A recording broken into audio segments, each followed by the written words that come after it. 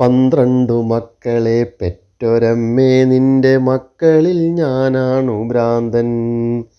12 രാശിയും നീറ്റുമമ്മേ നിന്റെ മക്കളിൽ ഞാനാണനാഥൻ. ഹലോ സുഹൃത്തുക്കളെ, നമ്മുടെ പുതിയ വീഡിയോയിലേക്ക് വീണ്ടും എല്ലാവർക്കും സ്വാഗതം. നമ്മുടെ പൊന്നാനി സൂപ്പർ ഫാസ്റ്റ് ഇന്ന് പോകുന്നത് രായിരനെല്ലൂർ എന്ന് പറഞ്ഞിട്ടുള്ള ഒരു സ്ഥലത്തേക്കാണ്. നമുക്ക് എല്ലാവർക്കും അറിഞ്ഞു കാണും, പാലക്കാട് ജില്ലയിലെ പട്ടാമ്പിക്കടുത്ത് നടുവട്ടം എന്ന് പറഞ്ഞിട്ടുള്ള ഒരു സ്ഥലമുണ്ട്. അതിന് തൊട്ടു സമീപമാണ് ഈ രായിരനെല്ലൂർ എന്ന് പറഞ്ഞിട്ടുള്ള ഒരു സ്ഥലം. ഇവിടെ ഒരു വലിയ പ്രശസ്തമായിട്ടുള്ള ഒരു മലയുണ്ട്.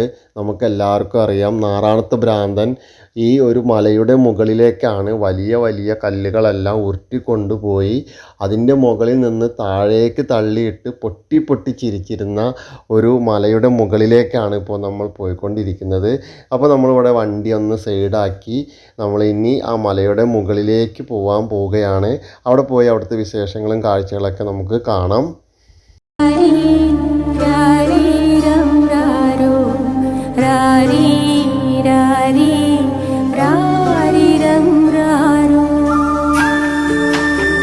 അപ്പോൾ സുഹൃത്തുക്കളെ, നമ്മളിപ്പോൾ മലയുടെ മുകളിലേക്ക് നടന്നുകൊണ്ടിരിക്കുകയാണ്. ഇവിടുന്ന് കുറച്ചങ്ങോട്ട് പോയിട്ട് കഴിഞ്ഞിട്ടുണ്ടെങ്കിലാണ് ഈ മെയിനായിട്ടുള്ള മലയുടെ മുകളിലേക്കുള്ള മെയിൻ എൻട്രൻസ് നമുക്ക് കാണാൻ കഴിയുക. നമ്മളിവിടെ പോകുന്ന വഴികളിലെല്ലാം ഒരുപാട് കച്ചവടക്കാരൊക്കെ നമുക്ക് കാണാൻ കഴിയും. ഈ ഒരു തുലാം മാസം 1-ാം തീയതിയാണ് ഇവിടേക്ക് മെയിനായിട്ടുള്ള ആളുകൾ എത്തുക. ഇതാണ് നമുക്ക് മലയുടെ മുകളിലേക്ക് പോകുന്ന സ്റ്റാർട്ടിംഗ് പോയിൻ്റ്. ഇവിടുന്നാണ് എല്ലാവരും മല കയറി നമുക്ക് മുകളിലേക്ക് എത്താനുള്ള ഒരു മെയിൻ എൻട്രൻസ് ആയിട്ട് കണക്കാക്കുന്നത്. ഈ ഒരു കയറുന്ന വഴിയിൽ കൂടെ എല്ലാവരും തിരിച്ചിറങ്ങുക വേറെ ഒരു വഴിയിൽ കൂടെയാണ്. അത് ഇവിടുത്തെ ഒരു പ്രത്യേകത ആയിട്ടാണ് നമുക്ക് കാണാൻ കഴിയുന്നത്.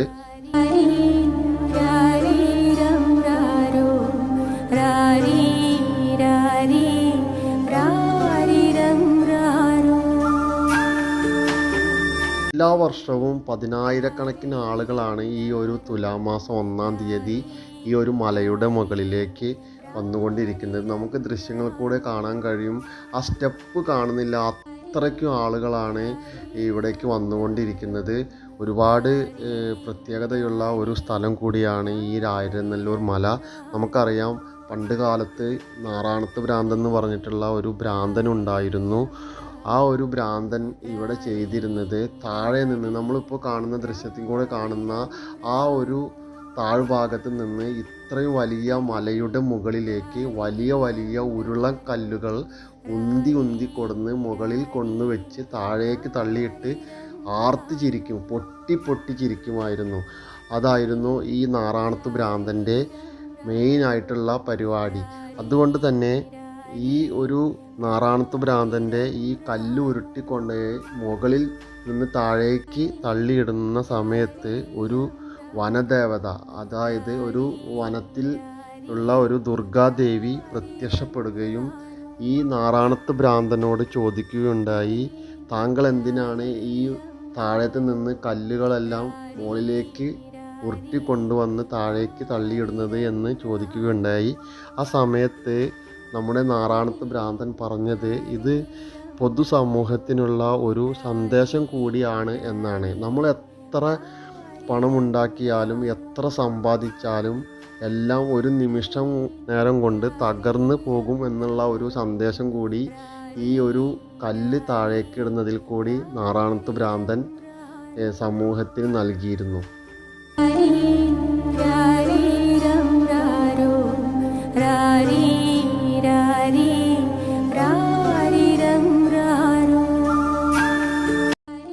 അങ്ങനെ ഈ ദേവിക്ക് തോന്നുകയുണ്ടായി, ഇതൊരു വെറും നാറാണത്ത് ഭ്രാന്തനല്ല, ഒരു ഭ്രാന്തുള്ള ഒരു ആളല്ല, ഈ ഒരു വ്യക്തിക്ക് എന്തോ ഒരു ദിവ്യ ശക്തിയുണ്ട് എന്ന് ദേവിക്ക് മനസ്സിലായെങ്കിൽ പോലും ദേവി ഈ നാറാണത്ത് ഭ്രാന്തനോട് ചോദിച്ചത്, താങ്കൾക്ക് എന്തെങ്കിലും വരം എന്നോട് ചോദിക്കാനുണ്ടെങ്കിൽ ചോദിക്കാമെന്നായിരുന്നു.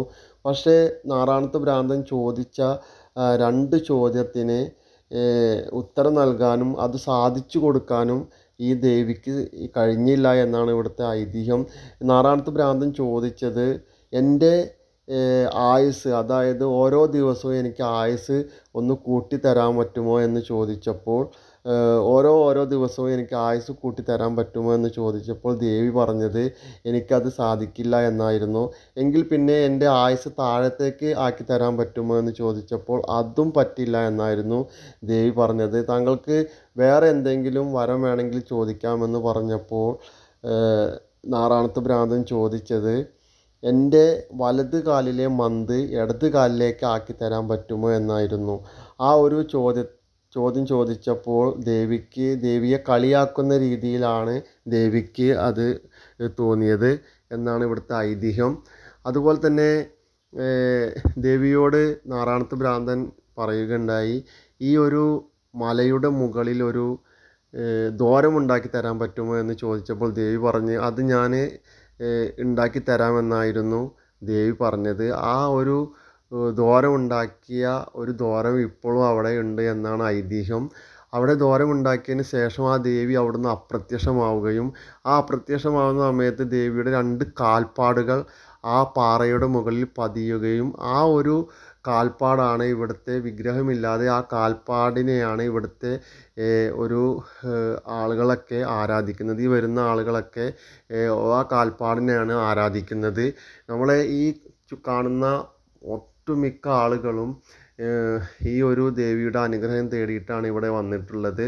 നമുക്ക് ദൃശ്യങ്ങൾ കൂടെ കാണാം. ഒരുപാട് ആളുകൾ എന്ന് പറഞ്ഞാൽ 10,000-കണക്കിന് ആളുകളാണ് ഈ ഒരു ദേവിയുടെ അനുഗ്രഹവും അതുപോലെ തന്നെ നാറാണത്ത് ഭ്രാന്തൻ്റെ അനുഗ്രഹവും എല്ലാം തേടി ഇവിടെ എത്തിയിരിക്കുന്നത്.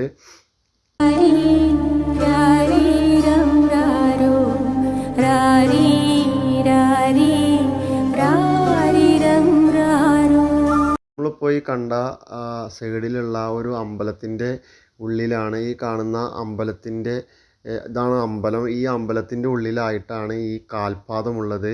ഈ ഒരു കാൽപാദത്തിന് പ്രാർത്ഥിക്കാനായിട്ടാണ് ഈ ഭക്തജനങ്ങളെല്ലാം നിൽക്കുന്നത്. ഒരുപാട് പ്രത്യേകത എന്ന് പറഞ്ഞിട്ടുണ്ടെങ്കിൽ എത്ര വലിയ വേനൽക്കാലമായി കഴിഞ്ഞാലും ഈ ഒരു മലയുടെ മുകളിൽ ആ ദേവി കുഴിച്ചത് എന്ന് പറയുന്ന ഹോളിൽ ഇപ്പോഴും വെള്ളമുണ്ട്. ആ ഒരു വെള്ളമാണ് ഇവിടുത്തെ തീർത്ഥാടകർക്കൊക്കെ തീർത്ഥജലമായിട്ട് കൊടുക്കുന്നത്. അതൊരു അത്ഭുതം തന്നെയെന്നാണ് ഇപ്പോഴും ഇവിടുത്തെ നാട്ടുകാരും അതുപോലെ തന്നെ മറ്റ് ആളുകളും എല്ലാം പറയുന്നത്.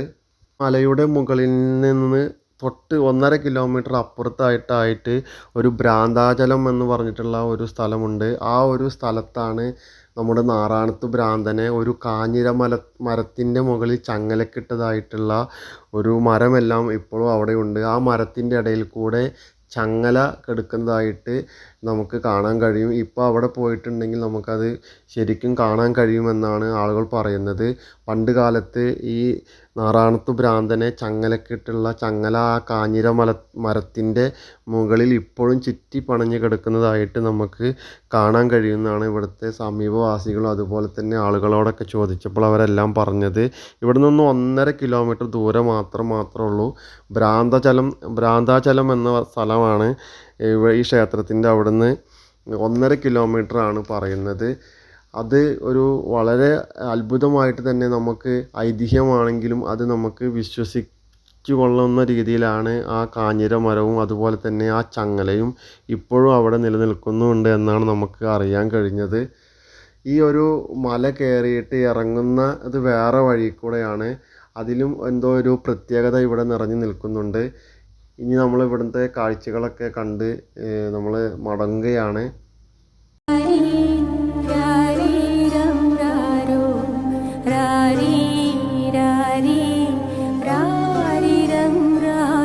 സുഹൃത്തുക്കളെ, നമ്മൾ മല ഇറങ്ങി താഴേക്ക് വരുമ്പോഴാണ് റോഡ് സൈഡിൽ ഒരാളിങ്ങനെ ഇരുന്നിട്ട് നമ്മുടെ ശിവൻ്റെ ചിത്രം ഇങ്ങനെ വരയ്ക്കുന്നത്. ഒരുപാട് പൈസ എല്ലാം ആളുകൾ ഇട്ട് കൊടുക്കുന്നുണ്ട് കേട്ടോ. നമുക്കത് കണ്ടപ്പോൾ തന്നെ വളരെ വിഷമവും തോന്നി, ഒരുപാട് സന്തോഷം തോന്നി. കുറച്ച് ചോക്ക് കഷ്ണങ്ങളുമായിട്ട് ഇരുന്നിട്ടാണ് പുള്ളിക്കാരൻ ഇവിടെ ചിത്രം വരയ്ക്കുന്നത്. ശിവൻ്റെ ചിത്രമാണ് വരയ്ക്കുന്നത്. ഒരുപാട് ആളുകൾ പൈസ ഇട്ട് കൊടുക്കുന്നുണ്ട്.